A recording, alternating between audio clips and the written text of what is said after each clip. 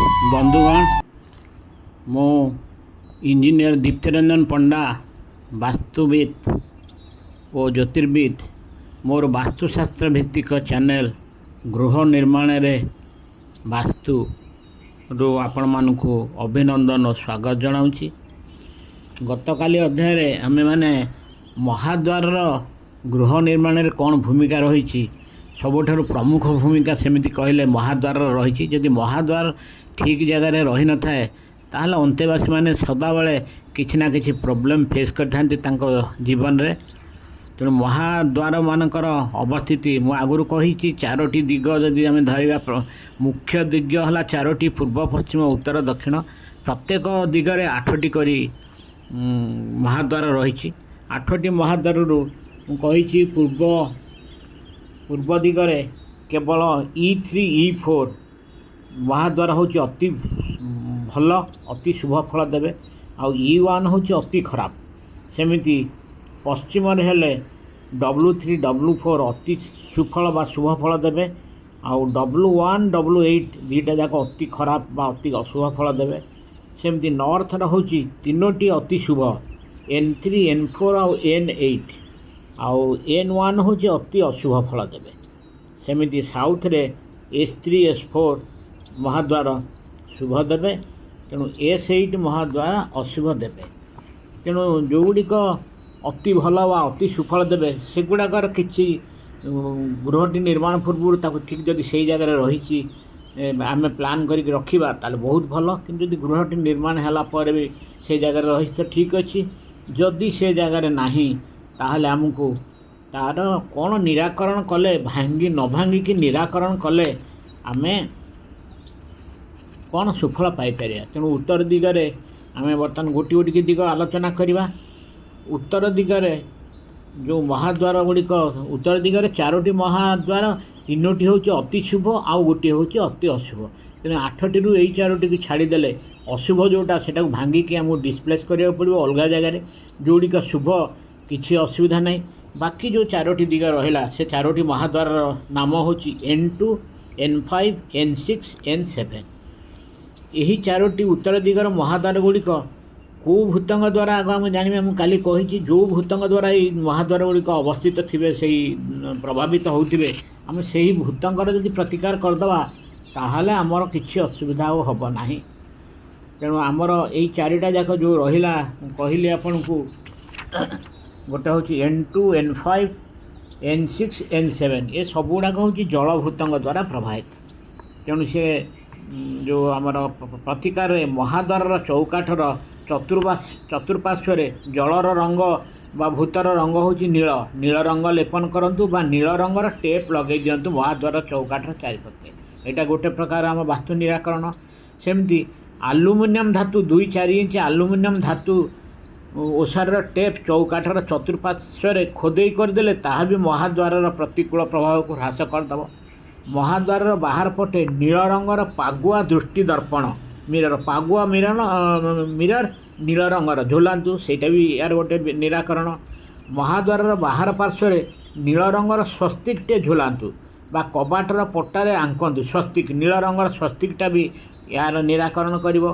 सेमती मोती आउ मरकतमणि मोती हूँ चंद्रंकर आउ मरकतमणि हूँ आम एमराल्ड हूँ बुद्धंकर ये 2टा जाक हूँ उत्तर दिगर ये ग्रह माने प्रभाव तांकर अधिक। तेणु चंद्र और बुद्धंकर रत्न जदि से टांगे सेटा भी आमर गोटे निराकरण उपाय।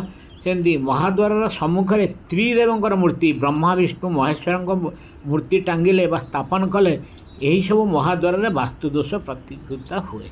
यहाँ है आमर उत्तर दिग कथा कहली। या पर आम आसवा पूर्व दिग। पूर्व दिगर से कौ 4टी महाद्वार आमर जदि थी तार निराकरण करदे आमको सहज हम सेगुड़िक है E2 E5 E6 E7। यही 4टी पूर्व दिगर महाद्वार गुड़िक वायुभूतंग द्वारा विशेष भाव में प्रभावित।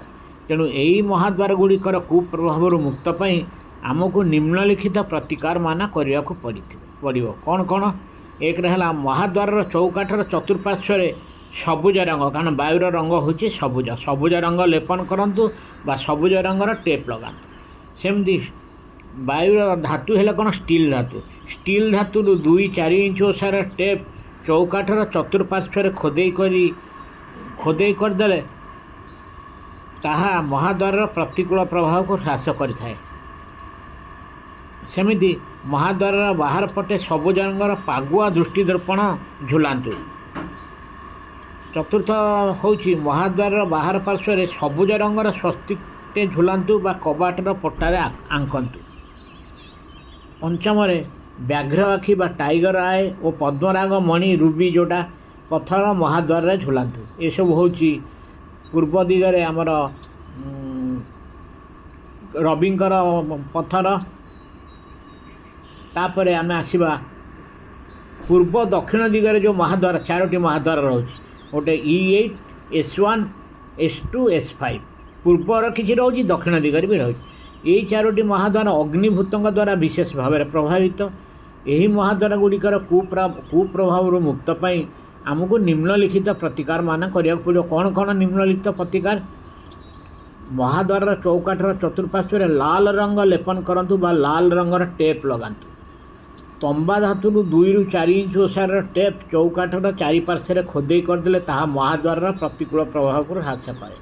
महाद्वार बाहर पटे लाल रंगर पागुआ दृष्टि दर्पण झुलांतु। सेमती महाद्वार बाहर पार्श्व लाल रंगर स्वस्तिकटे झुलांतु बा कबाटरे पट्टारे आंकंतु।